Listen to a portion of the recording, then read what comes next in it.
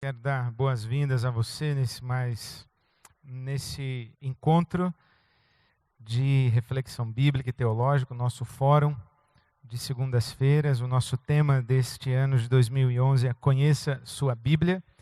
Então é muito bom estarmos juntos novamente para essa caminhada pela Palavra de Deus. Eu queria, como primeiro momento do nosso encontro de hoje, convidar você à oração e que você me acompanhe. Deus nosso Pai, agradecemos-te o dia de trabalho, as atividades, as sementes que lançamos. Pedimos que a tua boa mão faça com que prosperem para a tua glória. Agradecemos esse nosso encontro e o privilégio e a oportunidade de olharmos a Bíblia Sagrada, a tua palavra. E te pedimos que, enquanto falamos a teu respeito, pelo teu Espírito Santo, tenhamos a oportunidade de falar contigo. Pedimos-te assim em nome de Jesus e para a tua glória. Amém.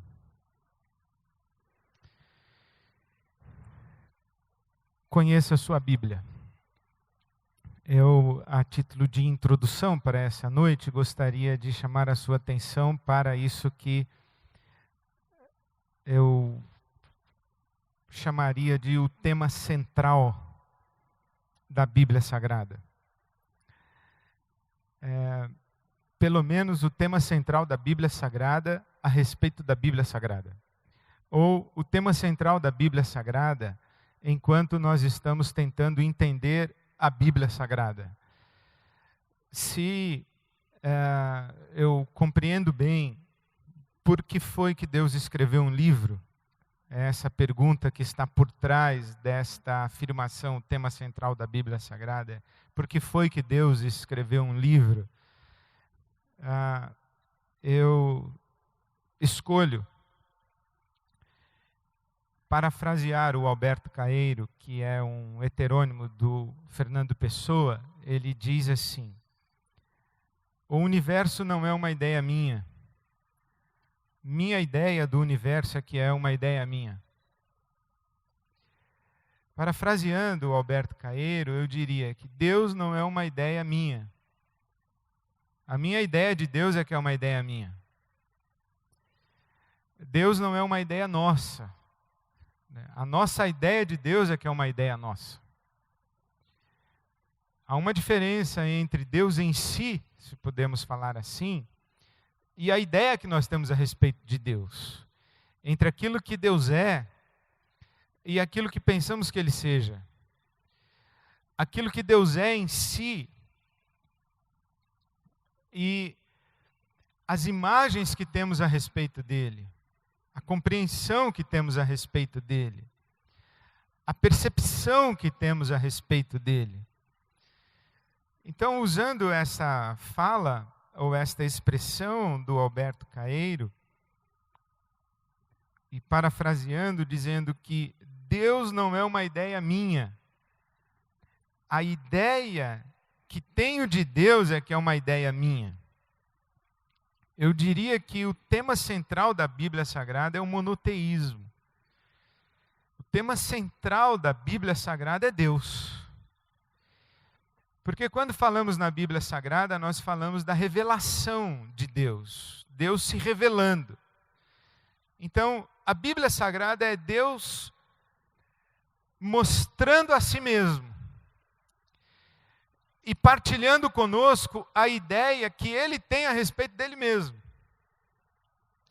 É Deus mostrando a sua natureza, a sua identidade, o seu caráter.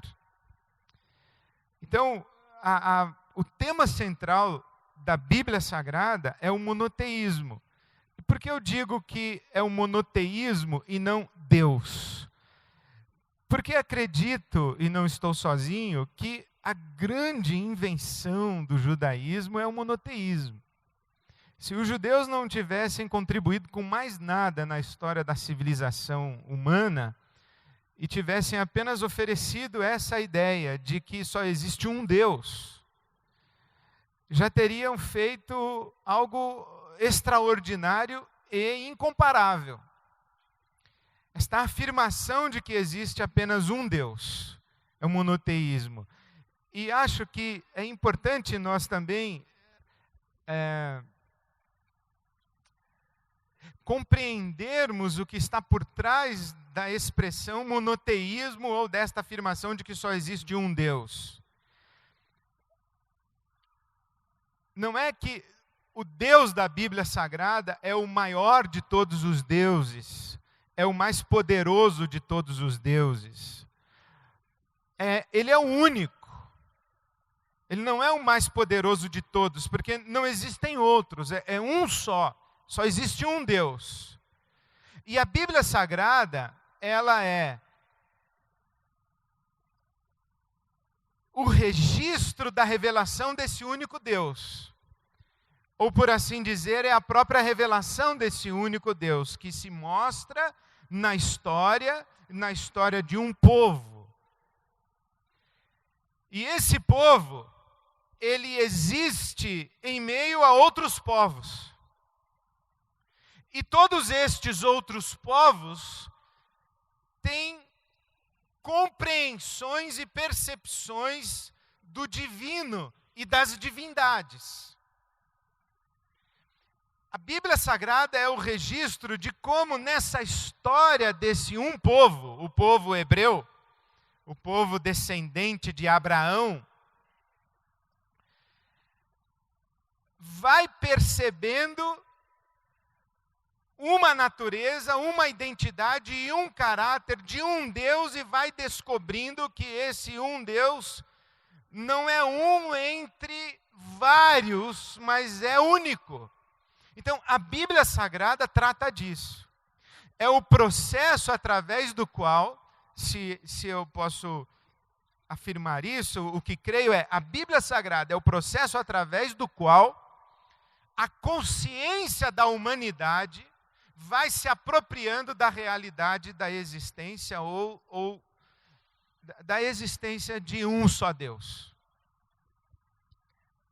Mais para frente, a filosofia e a teologia quase que vão se recusar a dizer que Deus existe. O que existe é você, o que existe é a cadeira. Deus é. Por isso é que ele se apresenta a Moisés como eu sou. E o som mais próximo deste nome de Deus, eu sou, que existe, é o som da sua inspiração. Se você fizer esse barulho, se você fizer esse som, quando Moisés perguntou qual é o teu nome, o que ele ouviu foi... Então Deus não existe, Deus é. Então a Bíblia Sagrada é este livro que conta a história de um povo que no meio de tantos povos e tantos povos com tantos deuses, foi tomando consciência deste único que é.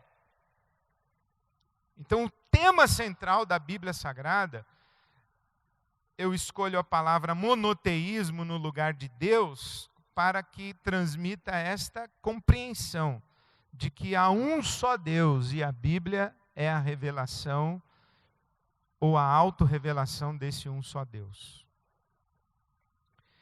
Eu recentemente contemplei a obra de um pintor chamado Fernand Cormon. Ele pintou essa tela em 1880, o nome dessa tela é Caim. Caim. A questão de talvez um ano ou um pouco mais, eu ouvi uma palestra do professor Luiz Felipe Pondé, em que ele nos ofereceu o seguinte exercício. Imagine que você está numa espaçonave que consegue percorrer todo o universo. Você vai para a imensidão do espaço sideral e você viaja tempos e tempos na escuridão e no vazio, nessa imensidão. Mas não apenas você está numa espaçonave que consegue se deslocar por todo o universo, mas você está numa espaçonave que consegue se deslocar no tempo. E você volta. E você volta até o início da história da humanidade. E você vai para a costa da África. A ciência diz que é muito provável que toda a humanidade tenha origem na costa da África. Então você vai para a costa da África e você vê naquele deserto um grupo de seres humanos marchando, caminhando e correndo. E você vê uma criança assustada que estende a sua mão para uma menina que vai correndo e marchando ao lado dela. E enquanto a menina pequena tenta segurar a mão da menina maior, as duas tropeçam num velho que caiu, pisam na cabeça dele, caem, se sujam na areia e se levantam tropeçando. E ao lado da menina vai um homem assustado, olhando para os lados, aflito. Ele acredita que ele está ouvindo vozes e ele se imagina perseguido por bichos de todo tipo.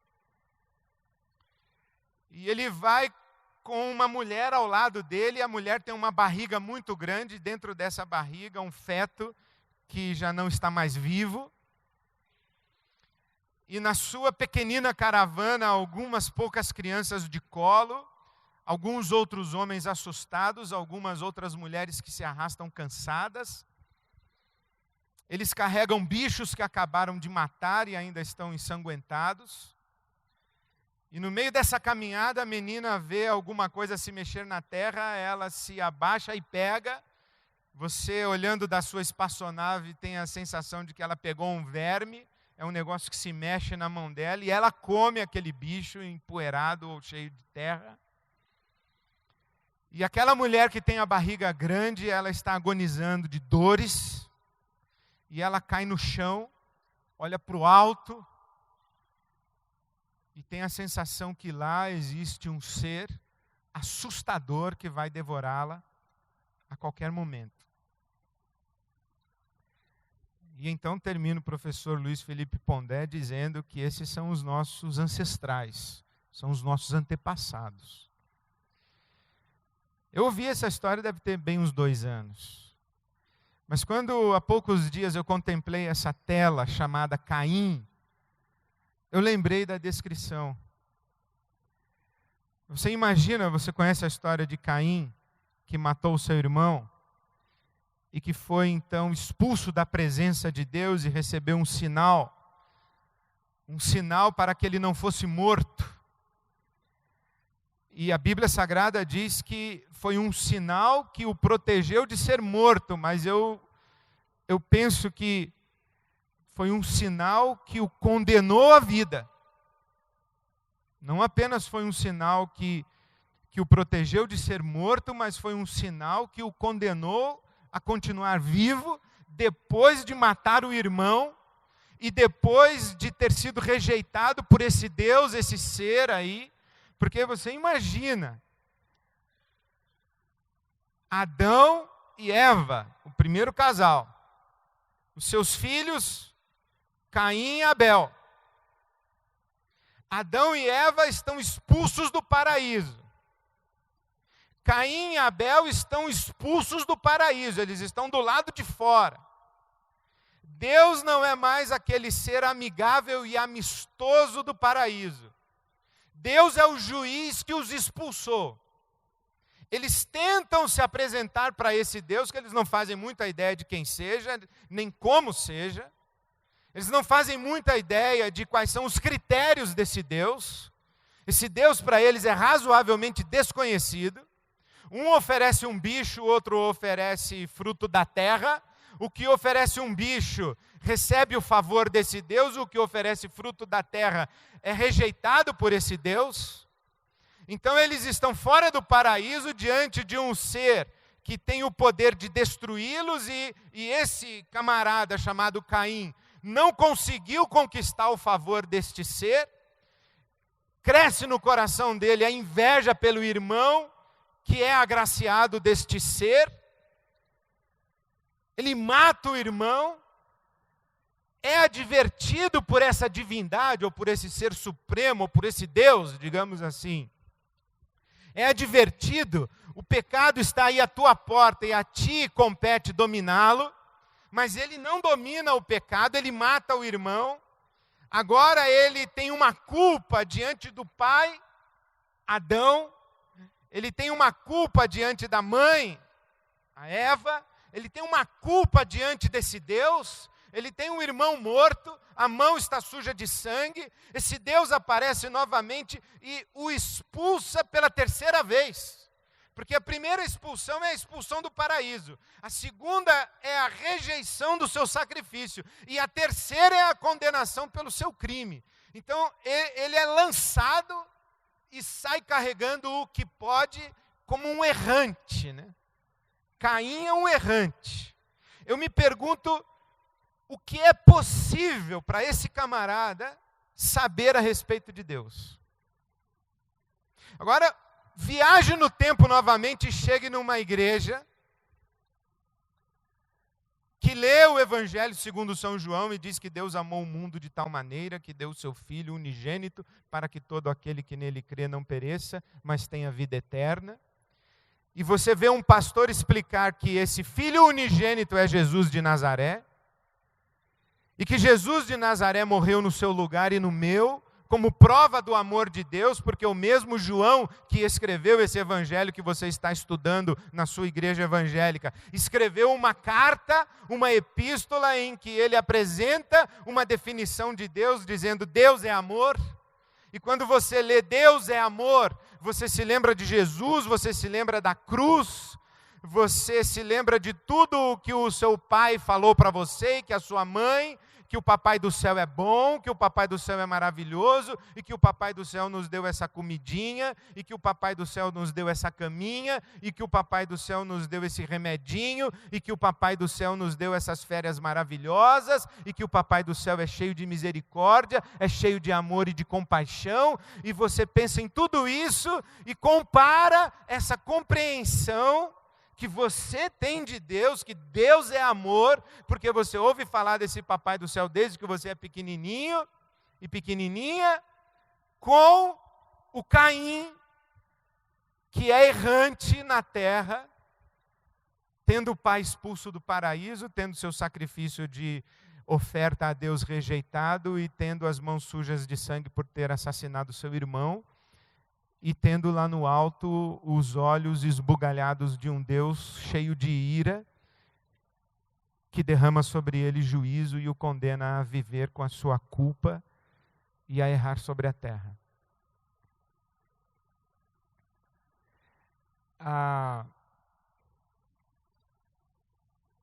Pense nessa figura de Jesus Cristo num crucifixo. Esse Jesus Cristo de cabelos longos, olhos azuis, a pele branca. Esse Jesus anglo-americano, europeu anglo-americano. Né? Um Jesus bonitão, do Mel Gibson. Pensa nesse Jesus, pensa nos quadros que os artistas medievais pintaram para esse Jesus, penso numa cruz, essa figura,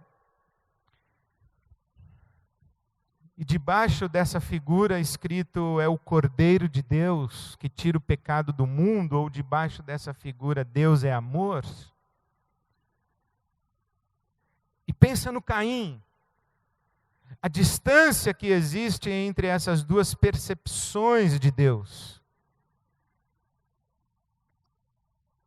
Pensa num salmo de Davi, porque o Senhor é bom e a sua misericórdia dura para sempre. Pense num salmo de Davi, porque a sua ira dura só um momento, no entanto, o seu favor permanece a vida inteira. Quanto tempo demora para que um ser humano deixe de ter a percepção que esse Caim tem de Deus, para ter a percepção que um Davi, um rei Davi, tem de Deus, que um apóstolo João tem de Deus. E pense como que os líderes religiosos de hoje, que você conhece, entre os quais eu me incluo,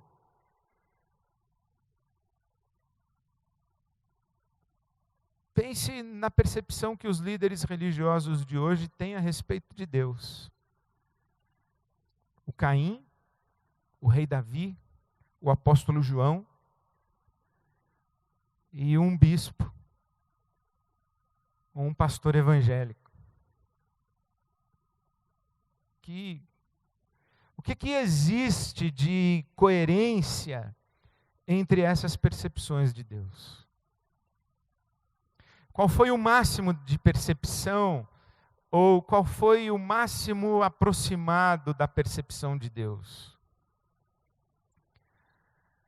Isto é, quando foi que um ser humano pensou sobre Deus mais próximo daquilo que Deus realmente é? E aquilo que você pensa hoje a respeito de Deus está a que distância daquilo que Deus realmente é? O nosso problema é que muito provavelmente sequer somos capazes de avaliar a distância que existe entre aquilo que hoje nós pensamos a respeito de Deus e aquilo que Deus realmente é. Quanto mais se nós pudermos saber o que Deus realmente é. A Bíblia Sagrada é esse registro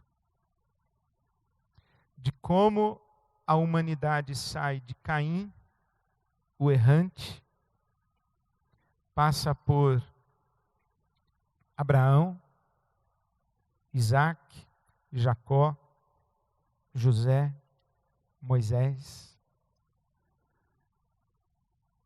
Samuel, Davi, Salomão, Isaías, Jeremias, Daniel, Mateus, Marcos, Lucas, João,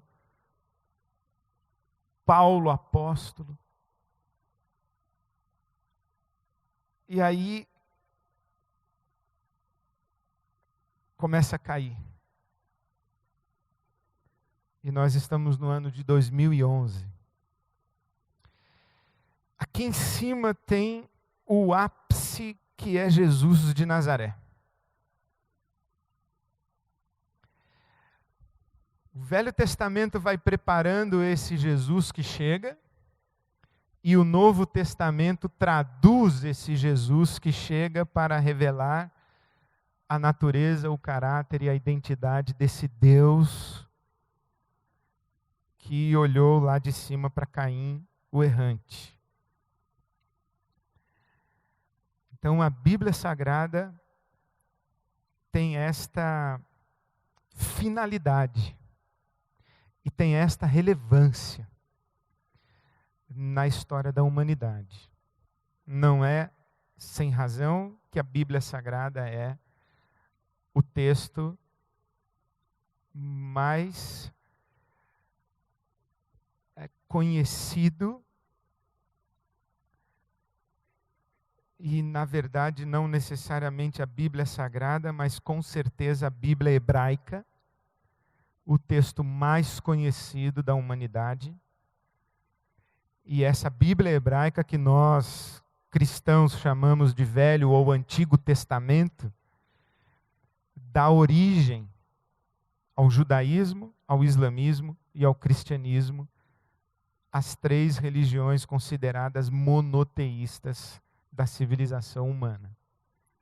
Então, quando nós falamos da Bíblia Sagrada, nós falamos de uma coisa desse tamanho.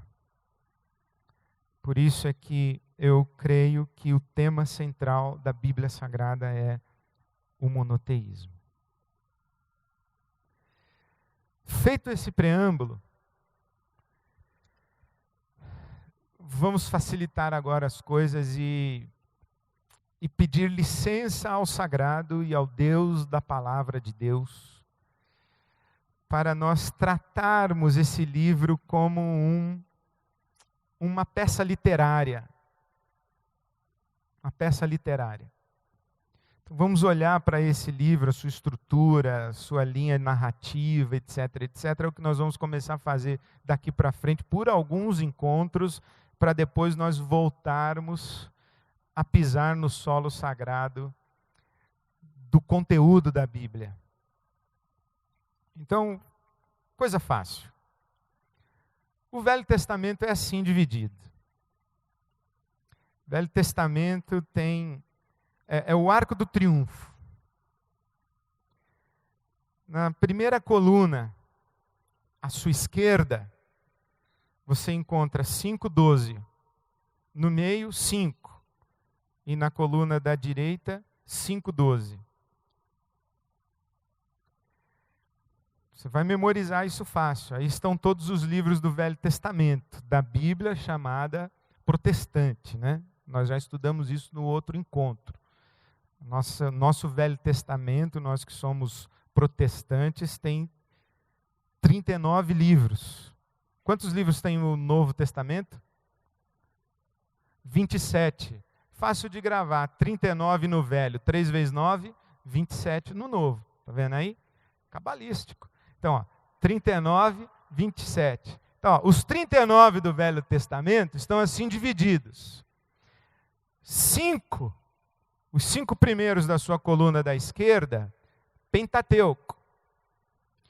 Os outros 5 do meio, poéticos. E os outros 5 da ponta, proféticos. Os 12 da coluna da esquerda são os livros históricos. E os 12 da coluna da direita são os livros proféticos também. Na sua coluna da direita tem 5 profetas maiores e 12 profetas menores. Na sua coluna da esquerda você tem os 5 livros do Torá, o Pentateuco e os 12 livros históricos. No meio dos dois você tem os livros poéticos. Quais são os livros poéticos? Então você tem Pentateuco, poéticos e proféticos. E embaixo do Pentateuco, os históricos. Está claro aí? Facinho, né? Então, quais são os livros poéticos? Jó, Salmos, Provérbios, Eclesiastes e Cantares de Salomão. São chamados livros poéticos. O Pentateuco, Gênesis, Êxodo, Levítico, os Números, Deuteronômio. Os livros históricos, de Josué a Ester. E os livros proféticos do lado de lá.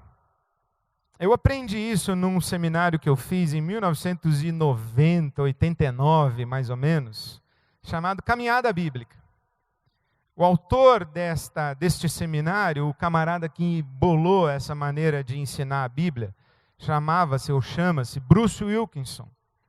O Bruce Wilkinson, ele disse o seguinte, que a história da Bíblia é contada nestes 17 livros aí da coluna da esquerda, de Gênesis a Ester.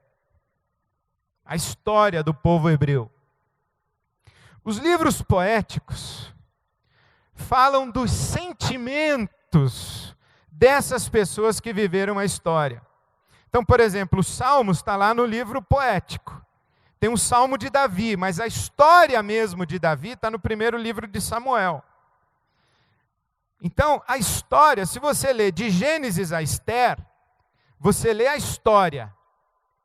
Os livros poéticos são a sabedoria, a poesia, os louvores, a liturgia, as expressões de adoração, as orações, os lamentos das pessoas que viveram a história. E os livros proféticos são os sermões que Deus pregou para esses caras que viveram aí na história. Então a história mesmo do povo hebreu está contada nesses 17 livros, os 5 do Pentateuco e os 12 livros históricos. Correto? Os poéticos falam de sentimentos, poesia, liturgia, orações, sabedoria. E os proféticos são as mensagens pregadas para esse povo.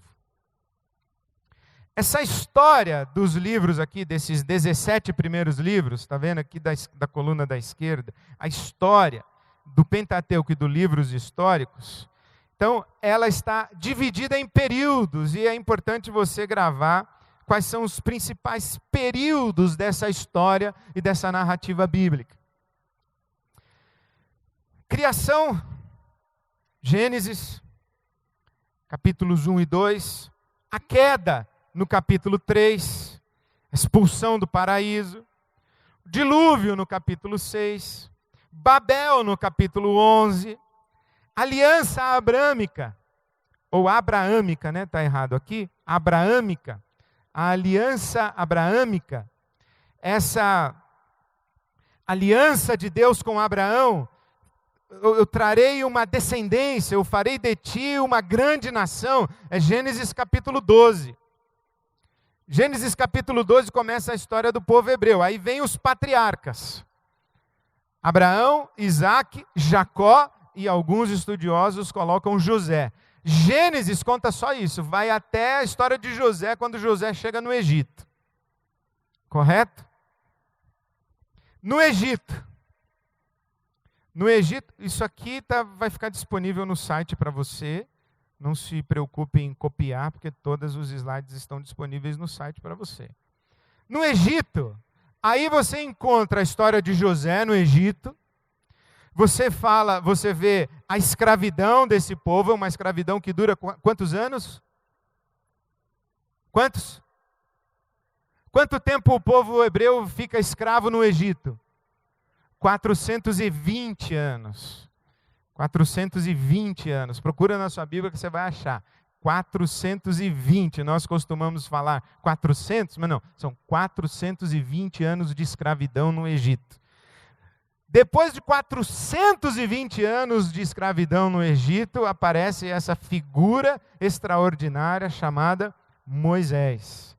É ali com Moisés que celebram a primeira Páscoa, e tem a libertação desse povo que vai para onde? Liberto do Egito, vai para onde?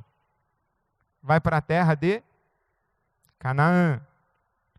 A caminho da terra de Canaã, eles fazem uma parada. E aí a aliança abraâmica, ela é acrescida da aliança mosaica, no Sinai. Eles estão saindo do Egito, cruzaram o Mar Vermelho, estão indo para a terra de Canaã. Quanto tempo demora a viagem entre o Egito e a terra de Canaã?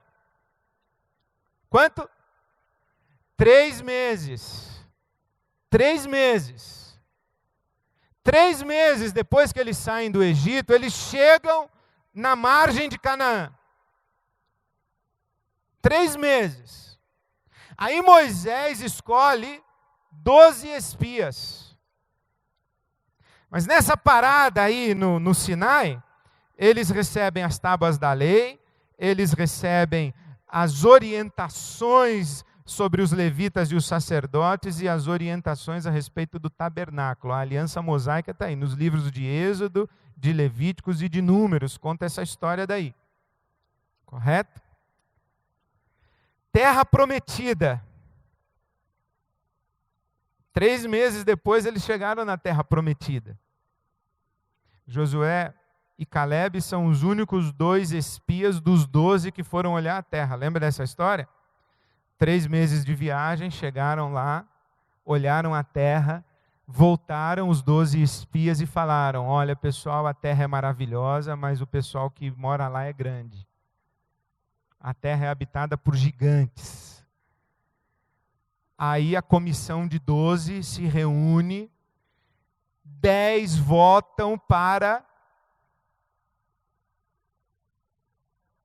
não entrar. Nós vamos apanhar desse pessoal, a terra está ocupada.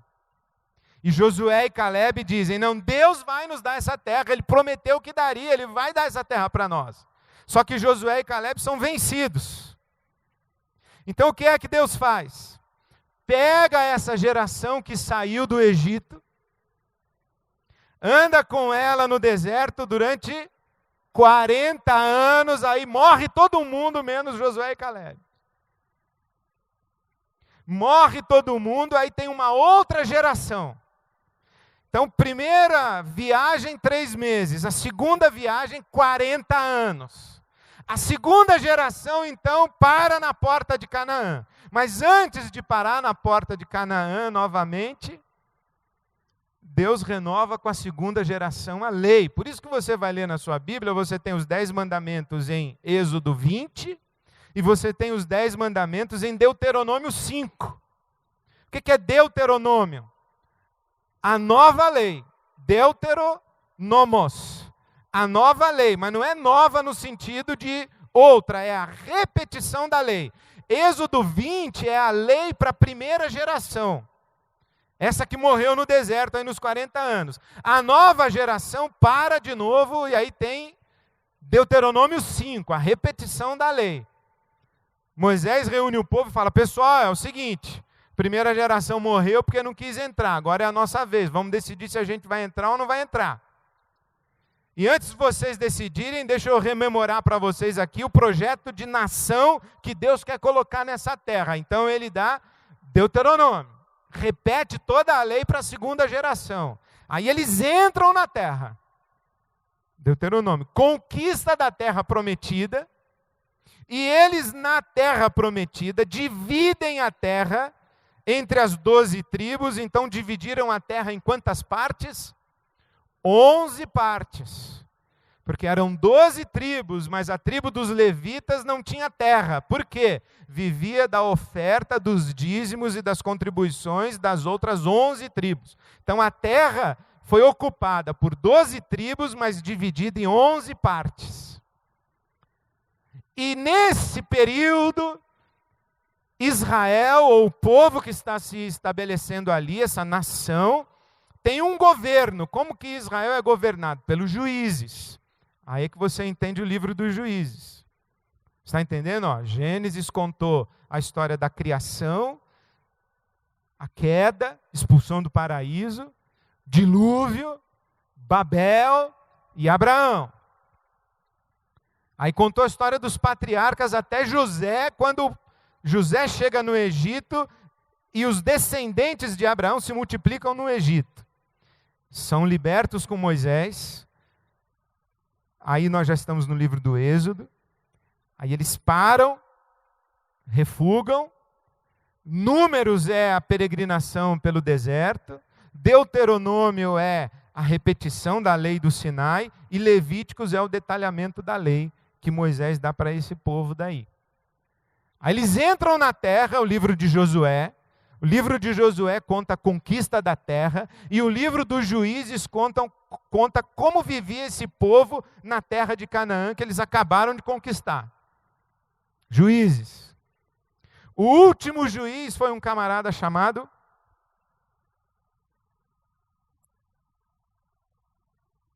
Samuel.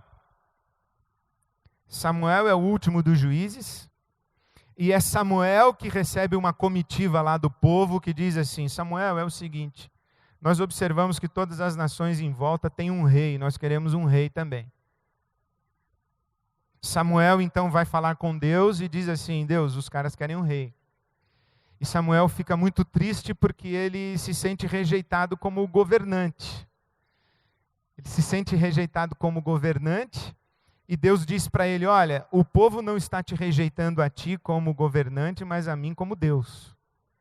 Depois desse período dos juízes, aliás, o nome de alguns juízes aí, alguém pode lembrar?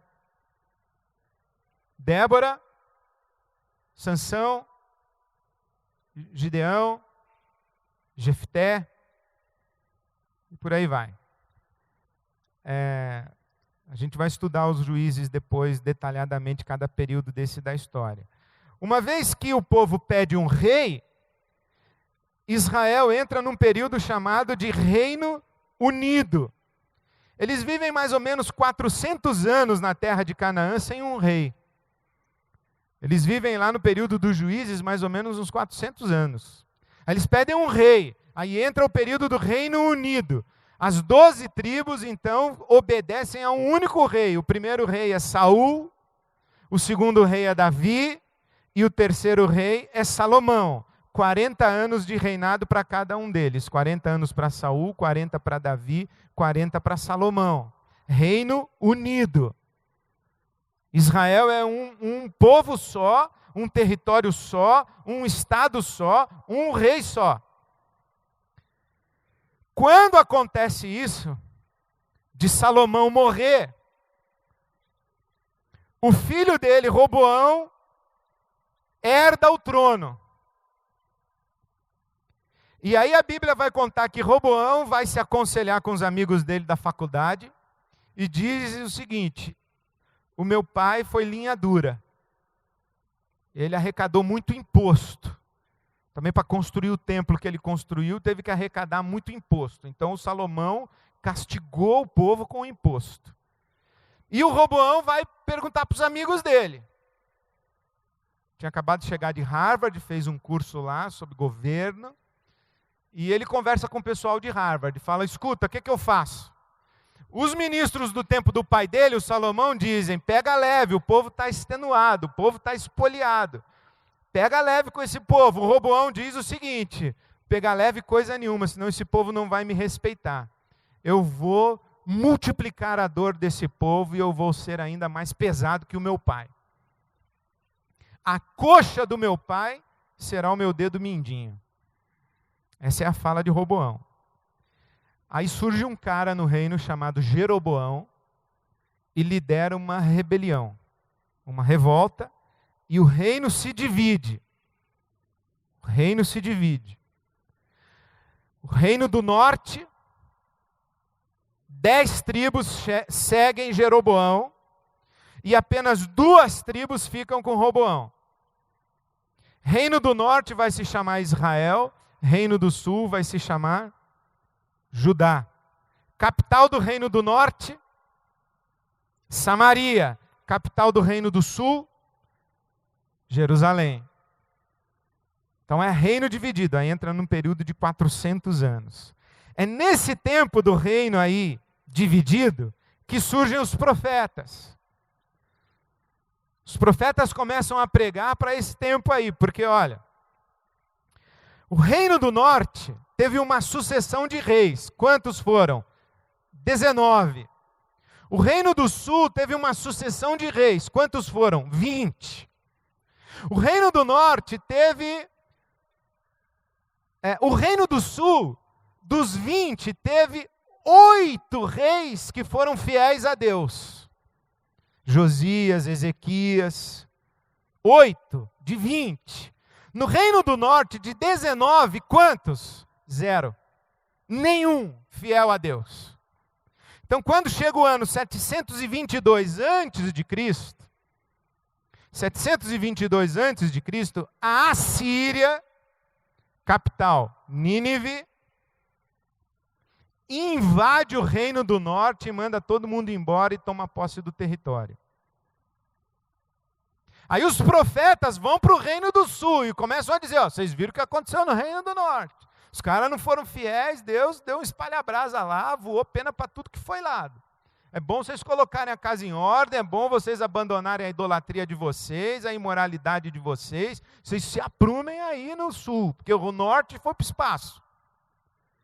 A Assíria chegou e ocupou o território, deu um espalha-brasa. Depois da Assíria, no ano 587, a Babilônia invade o reino do sul, destrói o templo de Salomão, toma Jerusalém e pega a nata desse povo lá do reino do sul. Aliás, as 2 tribos do sul que ficaram fiéis foram Judá e Benjamim. Porque Jesus é o leão da tribo de Judá. Paulo, apóstolo, quando se apresenta aos filipenses, ele diz que é da tribo de Benjamim. Israel tinha na tribo de Benjamim a sua tribo mais guerreira.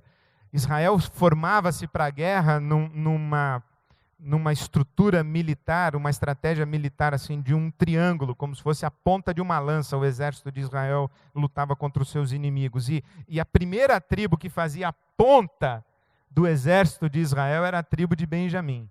Eram os maiores guerreiros de Israel. E o grito de guerra de Israel era: atrás de Benjamim, ó Israel. Então Paulo era da tribo de Benjamim. Então as duas tribos do sul, Judá e Benjamim. Quando é o ano 587, a Babilônia invade. Já não é mais o Império Assírio quem está no comando, no poder. Não é mais a Assíria, grande potência mundial. A Babilônia invade. Leva para o exílio, para o cativeiro, o povo. E faz o povo construir ponte lá na Babilônia. Hospital, escola, praça, chafariz, e viaduto e por aí vai. A postura de expansão da Assíria era ocupar o território e mandar o povo embora. A postura expansionista da Babilônia era dominar um povo e levar o seu povo, e deixou a terra lá abandonada. Porque foi lá e pegou todo mundo de Israel que pôde, das duas tribos do sul, e levou para a Babilônia, para trabalhar lá na Babilônia. Só que esse aí é o período do cativeiro babilônico. Dura quanto tempo? 70 anos na Babilônia. Cativeiro na Babilônia, 70 anos. Depois da Babilônia, então, primeiro império assírio. Ocupa a terra e manda todo mundo embora. Segundo império babilônico. Pega o povo da terra, deixa a terra lá e leva o povo para trabalhar na Babilônia. Depois da Babilônia vem o Império Persa. Vem o Império Persa. Qual é a política do Império da Pérsia? Eu não quero nem esse território e nem quero esse povo aqui trabalhando aqui para mim. Eu quero esse povo conquistado lá no território dele, trabalhando lá e mandando a grana para cá. Correto? É inteligente. Porque a Assíria tomou conta do território e deu um espalha-brasa no povo, foi todo mundo embora. A Assíria, como império opressor, descartou mão de obra escrava. Tá certo? Mandou o povo achar outro lugar para morar. A Babilônia levou a mão de obra escrava, mas descartou o território e a riqueza do território. O que a Pérsia fez? Manda esse povo de volta lá para a terra deles, deixa eles cultuarem o Deus deles, comerem a comida deles, cantarem as músicas deles, falarem a língua deles, torcerem para o time de futebol deles e eles que mandem o dinheiro para cá. Você já viu isso acontecer em algum lugar do planeta? Então a Pérsia fez escola. E é por causa dessa política expansionista da Pérsia que devolve para a terra de Canaã, ou para o Reino do Sul, ali para a Palestina, os que estavam no cativeiro, depois de 70 anos eles voltam. É por causa dessa postura que Jesus vai nascer em Belém. Porque imagina, se o último império a suceder as potências aí mundiais fosse a Assíria teria chegado, mandado todo mundo embora, Jesus ia nascer em Belo Horizonte, em São Luís do Maranhão, sei lá onde ia nascer. Né? Mas não, a Pérsia traz todo mundo de volta. E é aí que surgem essas personagens extraordinárias. Lembra-se de Esther? Esther é rainha na Pérsia. A Esther tem um papel fundamental com o rei para fazer esse povo voltar. Assim que Mardoqueu diz para ela, né, ou Mordecai, foi para esse tempo que Deus colocou você aí no palácio. Então Esther tem um papel fundamental na volta do povo depois do exílio. Zorobabel reconstrói o templo. Neemias reconstrói os muros de Jerusalém. E Esdras traz o povo de volta e faz a renovação da aliança com o povo quando ele se estabelece de novo aí no sul. Depois dessa volta do exílio, silêncio absoluto por 400 anos, representados aí pelas páginas em branco da sua Bíblia Sagrada, entre o Antigo Testamento e o Novo Testamento, 400 anos de silêncio, até que esse silêncio em Israel é rompido, quando João Batista aponta para um sujeito e diz: eis o Cordeiro de Deus, que tira o pecado do mundo, o desejado de todas as nações acabou de pisar a terra de Israel. O Messias chegou. Então, a saga de Israel é essa aí. O que é importante que você tenha noção? Primeiro, não dá para datar. Eu sei que tem gente que acredita que o ser humano tem apenas 6.000 anos, mas parece que é uma questão sem comentários. Então, o período do Gênesis não dá para datar. Quando em que momento da história da humanidade existe esse tal desse Adão e essa Eva? Né? Não tem data. Mas os patriarcas ali, de Abraão para frente, nós estamos falando de 2.000 anos antes de Cristo. Correto? Há quem diga que o período ali do dilúvio e de Babel tem 2.000 anos antes de Abraão. Tá? É por isso que o pessoal diz que o ser humano tem 6.000 anos. 2.000 anos entre o dilúvio, ou Babel, e Abraão. 2.000 anos de Abraão até Cristo. E 2.000 anos de Cristo até nós. Então, 6.000 anos. Mas não vale a pena gastar tempo com isso. Mas de Abraão para frente, 2.000 anos. O êxodo do Egito, nós estamos no ano 1400 antes de Cristo. O Reino Unido por volta do ano 1000 antes de Cristo. Por isso é que os profetas, eles começam a aparecer no ano 800 antes de Cristo. Os profetas, inclusive, estão divididos entre profetas pré-exílicos, exílicos e pós-exílicos. Os profetas que falaram: olha, Deus vai castigar se vocês não colocarem a casa em ordem. Os profetas que profetizam no exílio, como por exemplo Daniel, é um profeta exílico. Quando Daniel prega, ele já está na Babilônia. Lembra que ele está na Babilônia? Ele é jogado na cova dos leões porque ele se recusa a adorar o Nabucodonosor. Então Daniel é um profeta exílico. Tá? Isaías, por outro lado, é um profeta pré-exílico. E os outros profetas são pós-exílicos, alguns outros. Então os profetas começam a aparecer no ano 800 a.C. Platão aparece no ano 500 a.C. Isaías é mais antigo que Platão. Então a cultura grega começa a aparecer aí bem depois, mas aí nós temos no 587 a Babilônia, depois no ano 500 ou aí a volta do cativeiro, e o povo se estabelece, é o período da reconstrução do templo em Jerusalém, a reconstrução dos muros de Jerusalém e os 400 anos de silêncio até Jesus Cristo. Essa é a referência. Então, se você lembrar esses períodos, esses blocos, né? Você está lendo a Bíblia, você está lendo o livro de Números. Números está onde aí? Números está antes ou depois do Êxodo, na história de Israel? Depois do Êxodo. Números está contando a história de quem? Está contando a história daqueles caras que ficaram 40 anos lá circulando pelo deserto. Tá bom? Se você está aí, por exemplo, no livro dos reis, você está no período do reino dividido.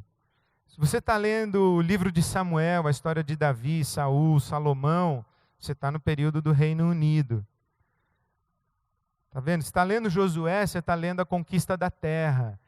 Então, eu acho que os blocos de tempo são os patriarcas, José no Egito, libertação com Moisés, 40 anos de deserto, Juízes, Reino Unido, Reino dividido, exílio, volta do exílio, silêncio até chegar Jesus. Então, essa aqui, eu acredito, é a moldura da narrativa bíblica. Eu volto para esse quadro que eu penso que é muito importante para você, Pentateuco, poéticos e proféticos, os proféticos, os profetas maiores e os profetas menores. Por que são profetas maiores e menores? Somente por uma razão. Os profetas maiores escreveram bastante e os profetas menores escreveram um pouquinho. É só por isso. Não tem outra razão. Não é uma questão de relevância, de importância, de estatura física, nem de graduação, nem de um tinha doutorado, o outro era semi-analfabeto, não tem nada disso. Um escreveu mais, outro escreveu menos. Os que escreveram menos foram classificados como profetas menores, que escreveram mais foram profetas maiores. Lembre-se, essa coluna da esquerda aí, do Gênesis até Esther, você lê toda a história e toda a saga de Israel. É muito interessante que primeiro e segundo livro de Samuel, o primeiro e segundo livro de Samuel, Reino Unido. Primeiro e segundo livro dos Reis, Reino Dividido. E o livro das Crônicas são as notícias do jornal, ou os editoriais desses períodos todos aí. Se você pegar as crônicas, você está repetindo as histórias contadas em Samuel e Reis. Aliás, só a título de curiosidade, vamos abrir a Bíblia em 1 Reis. Não existe 1 Reis. É primeiro livro dos reis. É masculino. Primeiro livro dos reis. Tá certo? Vamos abrir a Bíblia em 1 Timóteo. Primeira carta a Timóteo. Então é primeira a Timóteo. Primeiro de Samuel. Primeira aos Tessalonicenses. Pegou? Só fechou parênteses.